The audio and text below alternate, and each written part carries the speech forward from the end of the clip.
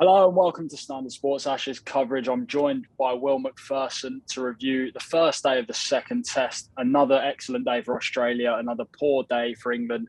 Will, you're at the Adelaide Oval, your first taste of this series in the flesh. How was it? Yeah, it was great to be here. There's been a great buzz about Adelaide this week. It's one of the great test venues. This place, just as a town, as an actual venue itself, as a cricket ground, and it's wonderful to be here. Now, the big news before we even got underway this morning was Pat Cummins, the Australian captain, ruled out. They're already missing Josh Hazlewood because of injury. Pat Cummins deemed a close contact of someone at dinner last night who tested positive for COVID. Tell us how that unfolded, and I suppose the way it gave England a bit of optimism that sadly now looks a bit misplaced. Yeah, the story broke this morning in one of the newspapers here. The Sydney Morning Herald ran the story that Cummins had been out for dinner last night with another cricketer who's since been revealed to be Harry Conway, who plays for New South Wales. On the table next to them, somebody learnt that the test they had taken on arrival in South Australia, as we all had to when we came into the state, had been positive. It's incredible bad fortune, this. There are 24 new cases in South Australia today. Or yesterday, sorry. And Pat Cummins, one of the best cricketers in the world, Australia's new captain, and a key cricketer for them, just happened to be sat next to him at dinner.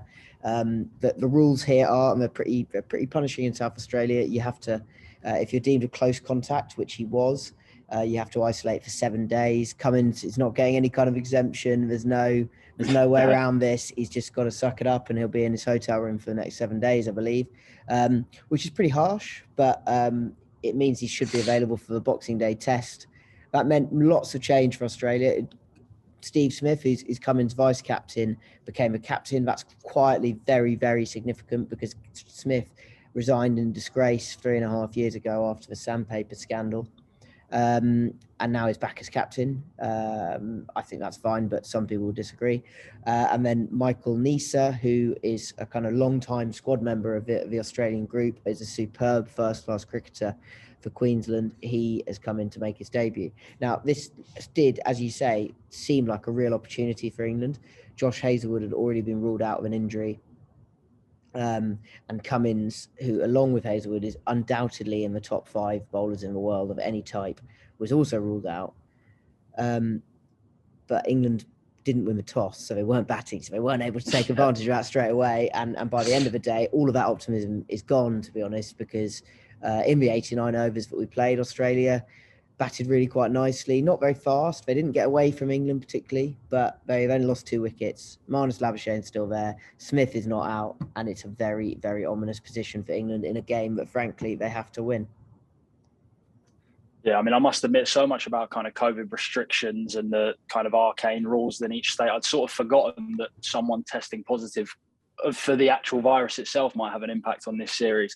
But as you say, Australia sitting pretty at the end of the day. We can kind of talk to the cows come home really about England's team selection. Did they bowl too short? Joe Root bowling under the lights. At least they didn't win the toss, so it's sort of not their fault quite as much as it was in the first test. But putting all that aside, when you drop chances like the ones, particularly the second one that Jos Buttler dropped this evening, it feels a little bit futile to discuss that kind of stuff. It does. Just as you mentioned the toss there, it's amazing, isn't it? Last week, Root won the toss when it was a really kind of bad one to win. It's a difficult decision to make, and I think in the end he made the wrong decision. This week, he lost the toss, and it was a really bad one to lose because the decision was just so obvious. Australia end the day in total control. And yeah, Jos Buttler has dropped 2 really quite simple chances off Labuschagne, who is the second best batter in the world. He had 21 when he dropped a semi-difficult chance down the leg side, much easier than one that he took off Marcus Harris to start the day. And then in the very final few minutes of the day, when Jimmy Anderson was running in the new ball in his hand, he dropped an absolute clanger. The first time England had found the outside edge all day, and it went down, and you just cannot afford that.